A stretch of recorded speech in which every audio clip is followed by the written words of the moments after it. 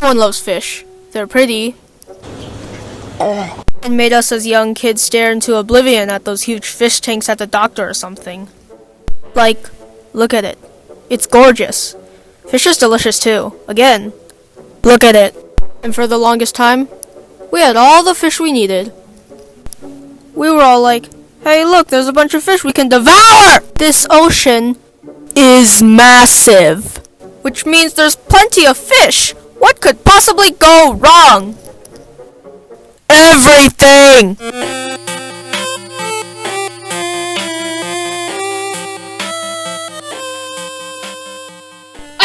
So, when did problems of overfishing start happening?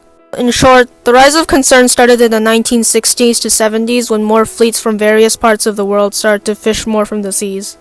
And that's when the fish we consumed doubled. It was only until the 1980s to 90s when scientists started to warn fishermen of the increasing risk of the fishing stock to crash. So did they listen? Of course not. And this is where all the things get heated. It was only until a few years later when the government stepped in and tried to prevent the fish stock from crashing, like what they're supposed to do. They concluded that fishermen could catch a limited amount of fish every year of different species. So it solved all their problems, right? Everyone was all happy and everything came back to normal, right? Well, wrong! Because of this, big fishing companies weeded out all the small fishermen by buying out the entire business because of the change. After a while, many people stopped listening. Fish were still being pulled out of the ocean and the fish stock was now plummeting, according to the scientists.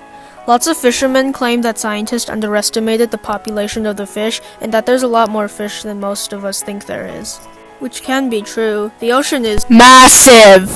And we can't see the entire population of fish because water. It covers everything. And fish move too. A lot. But back to the subject.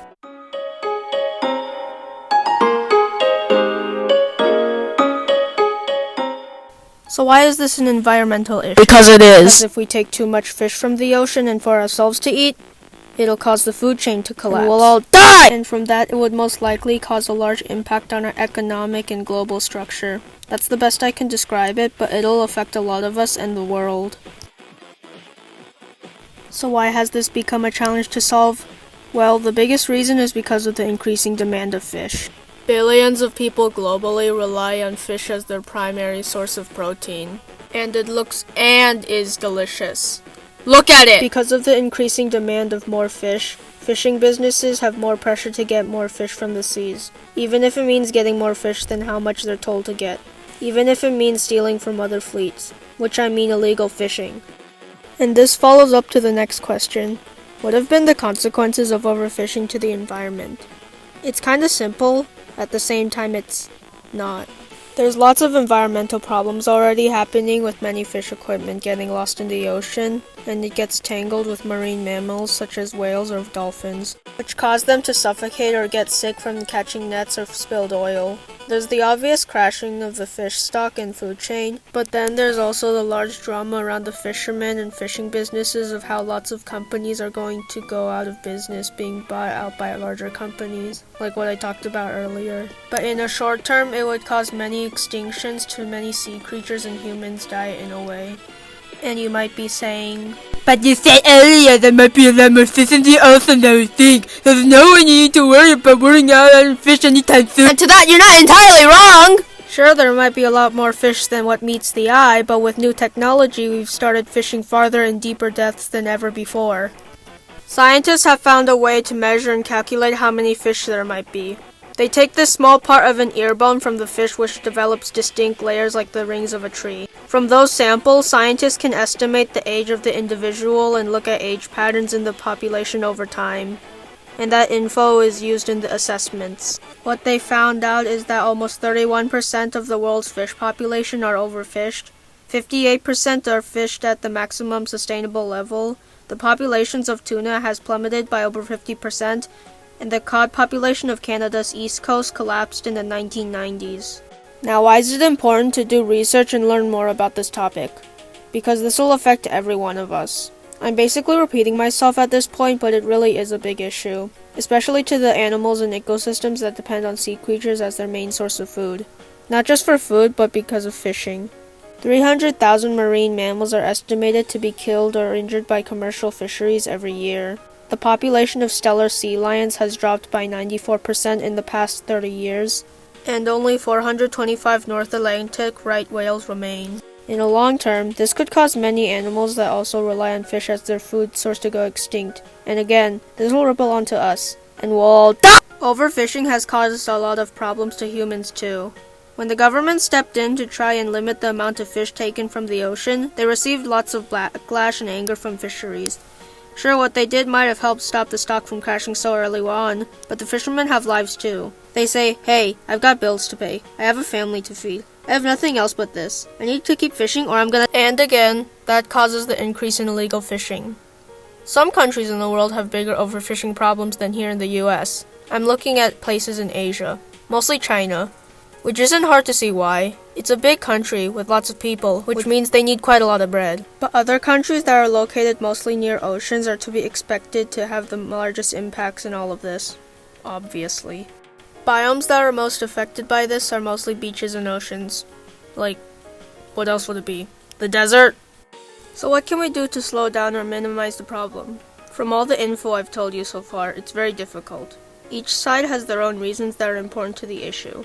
If more fisheries are bought out, less fish to sell. And because of the increasing demand, as I've said before, it's gonna be hard to do that with all the drama going on. Fish can't be reproduced so fast that it can feed 8 billion people. Since in every situation or conclusion, not everyone is happy. From my basic and unprofessional knowledge and opinion, I feel that we need to try and stop illegal fishing, which is happening right now. The WWF is working on stopping it, and that's great! I don't know about the drama between the government and fisheries though. Maybe just try it and settle some agreement between each other with the whole fishing limit and how much fish is sold for. It's super complicated, and from interviews I've seen, each person thinks their side is the right one, and everyone else is wrong. Which I don't blame them, man. They're going through a lot. But fish has become a large and important part of our ecosystem for millions of years, even before humans came to be. Having it disappear in a few more decades will change everything. Maybe we'll just try and do our best, and see what happens in the long run.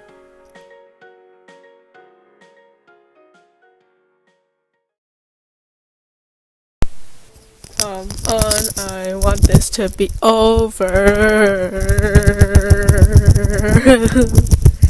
What are you doing? I only worked on 3 hours on one single page of the comic.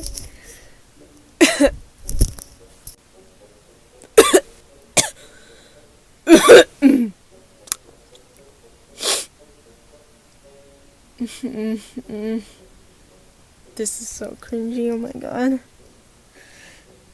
The audio is trash. Oh my god. I better get like a 200% on this or something. I don't know.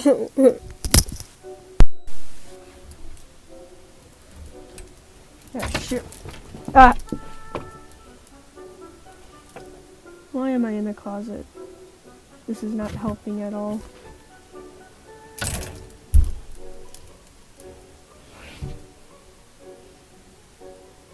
Yeah.